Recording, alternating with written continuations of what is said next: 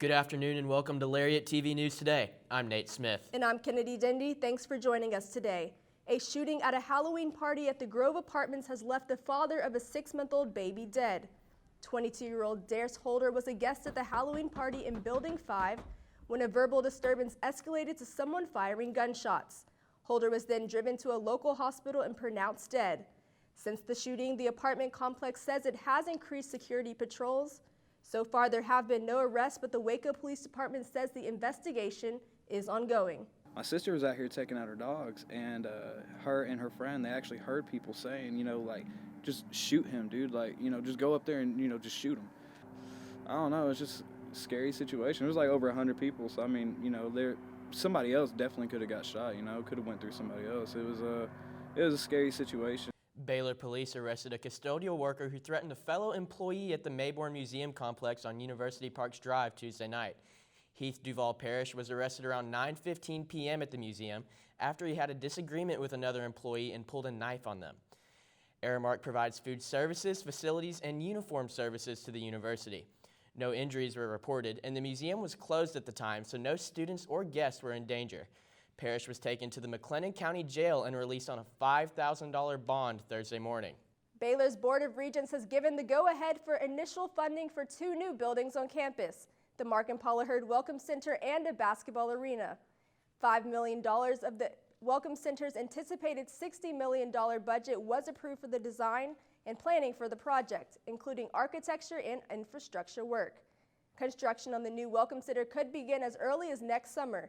Completion of the building could be as soon as spring of 2022. The new Baylor basketball pavilion is estimated to cost around $105 million. The arena is expected to seat 7,000 fans in addition to practice and office facilities for both the Lady Bears and the Bears teams. The Campus Equity Office will be expanded with Title IX Coordinator Dr. Laura Johnson also taking on the role of Vice President for Equity. The Equity Office is responsible for handling affairs such as equal opportunity, affirmative action, civil rights, and other related training. The Baylor Food Insecurity Work Group hosted their biannual free farmers market on Fountain Mall Thursday.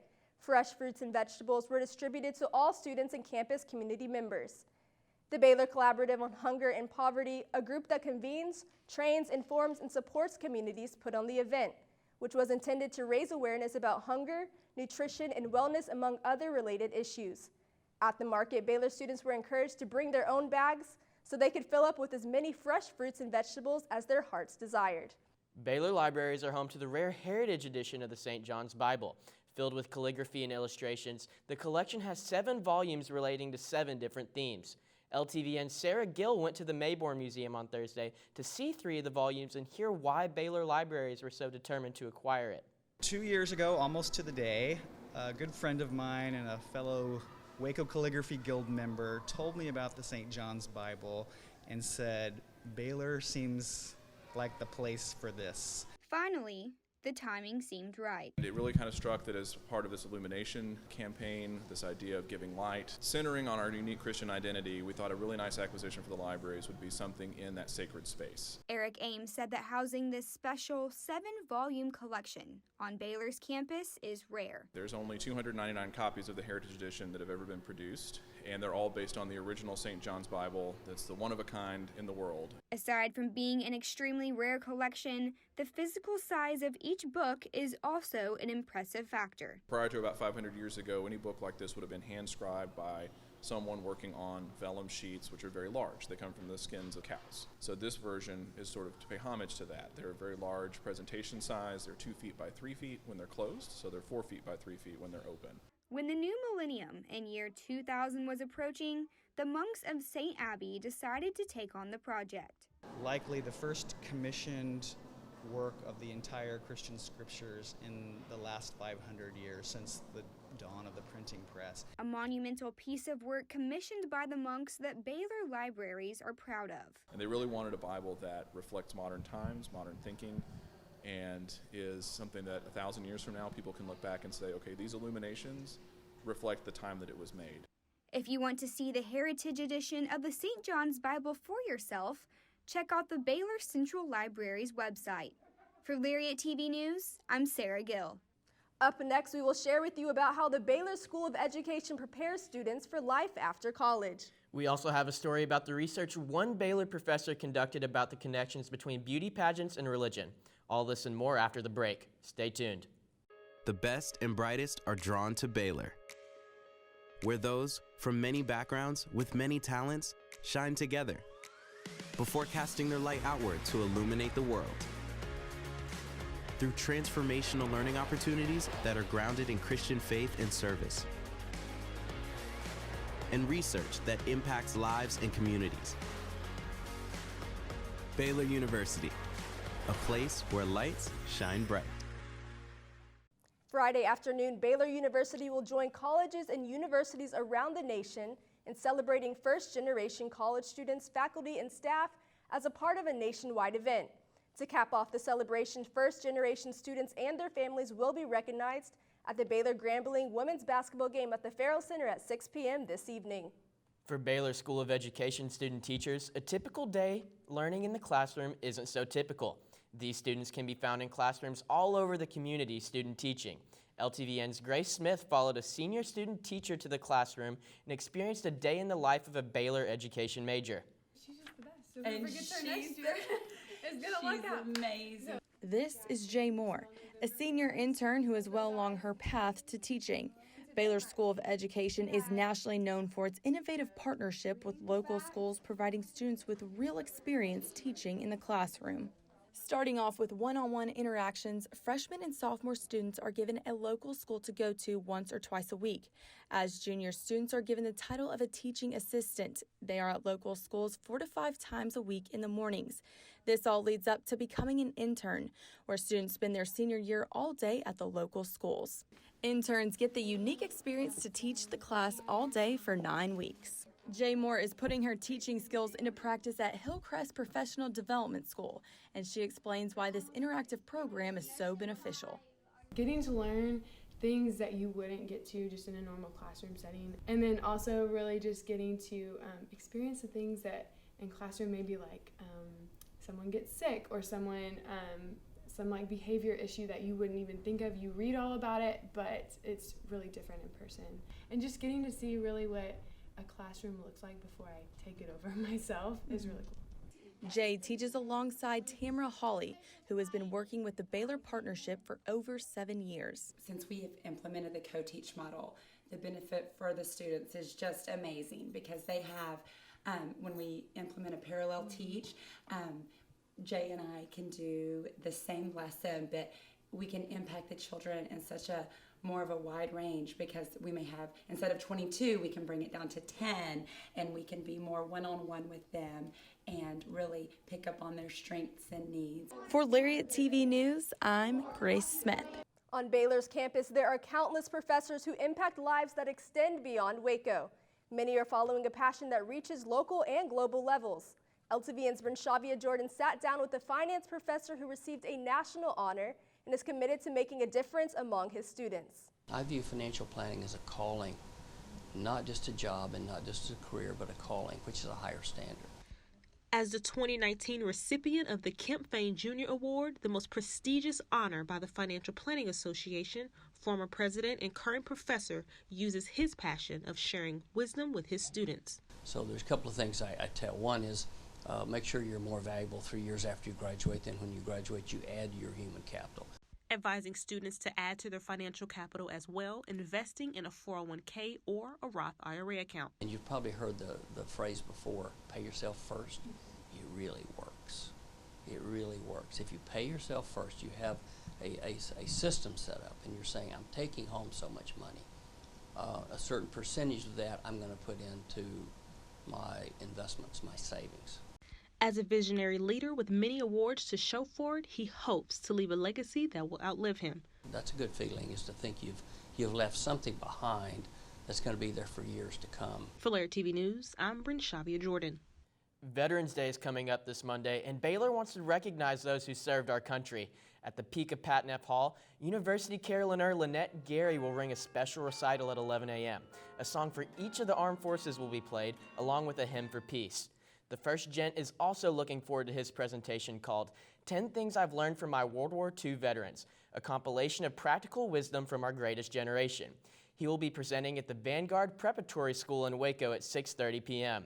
It's not every day that a Baylor professor gets to celebrate the release of her book and her birthday in one sitting. Dr. Mandy McMichael, author of Miss America's God, has done extensive research on the relationship between beauty pageants and religion.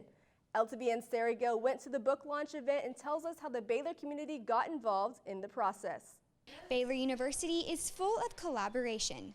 With Baylor Press publishing the book and Baylor students working on the marketing side, Dr. Mandy McMichael's new book, Miss America's God, went from just an idea to a book on the shelf. Miss America has captivated Americans for nearly 100 years because she gives them everything they want: sex, entertainment, competition, religion, and self-discovery. Baylor Press, a century-old department of the university that many students don't know of, published the new book. Her book checks a lot of boxes that we look for when we publish a manuscript. Dr. McMichael's book would appeal to anyone with an interest in faith, religion, pop culture, and especially the pageant-going business. Some may be wondering how she got so involved in this special field of research. I did compete in pageants a little. I won exactly one. This is my crown right here. She has gone to over 35 pageants nationwide, but it all comes down to her roots. Dr. McMichael is from Alabama. What does it mean that I grew up in one of the most conservative, Bible-based states in America? And on the other hand, my friends and I were encouraged to participate in pageants. One class at Baylor assigns teams of 3 to a real client and a real budget. My team was assigned Dr. McMichael's new book. We have really been doing all the marketing campaigns for this book from the very beginning. This launch event, for example. The event also on the day of her birthday. Let's eat cake!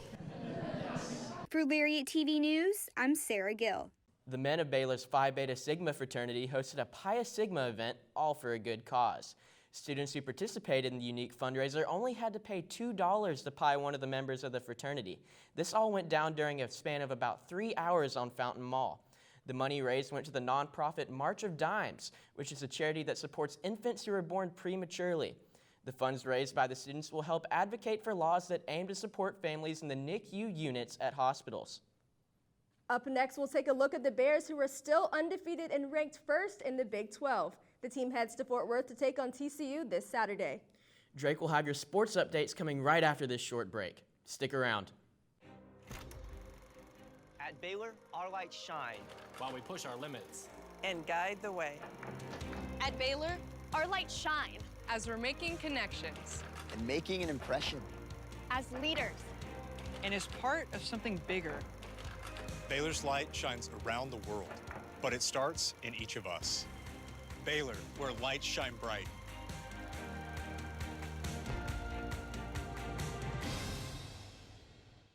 Baylor is the only university in the country with top 20 teams in football, volleyball, men's and women's basketball. We kick off sports with a look at the Baylor football team, who narrowly escaped West Virginia last week to stay undefeated at 8-0 and number 10 in the coaches' poll. This Saturday, the Bears meet rival TCU for the much-anticipated Holy War.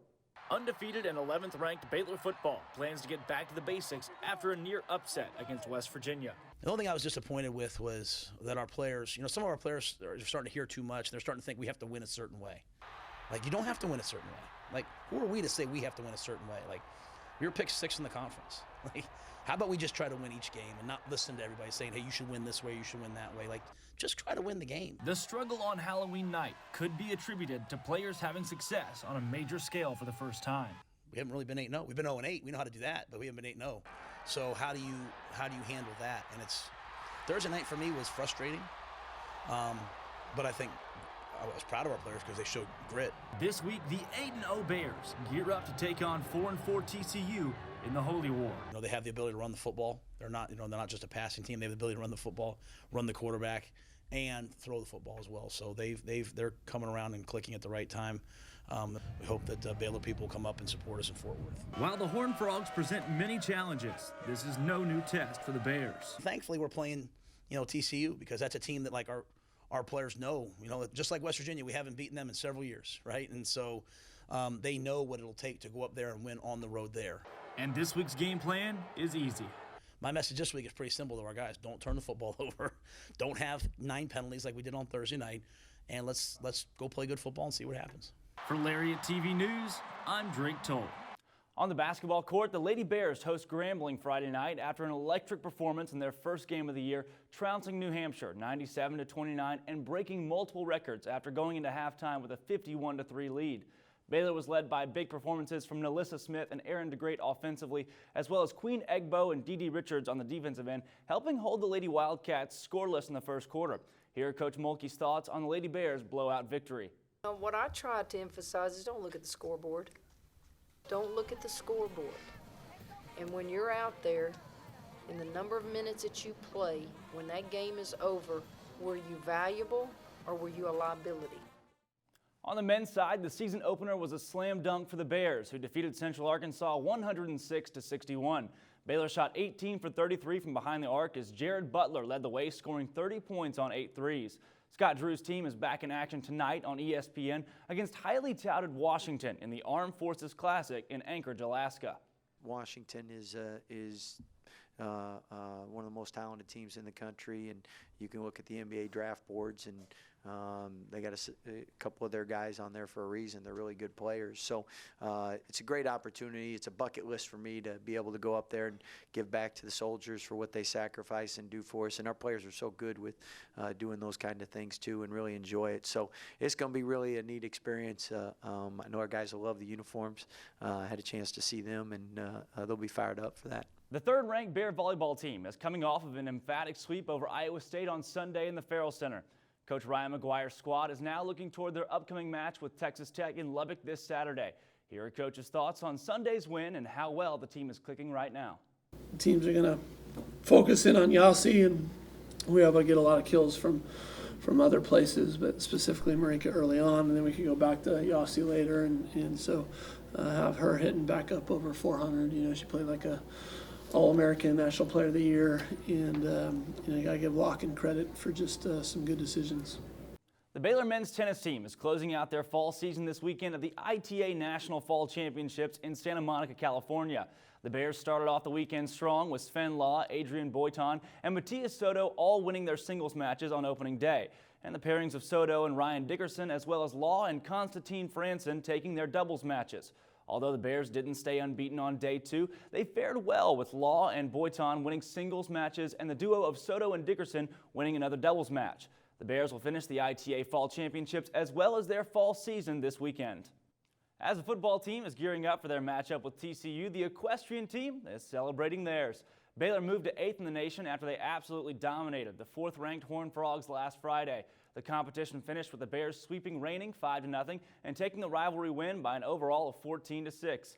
Baylor is now 22-6 against TCU all-time, and Coach Casey Maxwell says this will be a good confidence booster heading into their meet at conference foe Fresno State this weekend. And that's all I have for sports today. Thanks for watching Lariat TV News. Watch us on YouTube, BaylorLariat.com, or the Waco City channel. Enjoy your weekend, and we'll see you next week. Have a great day, Baylor Nation.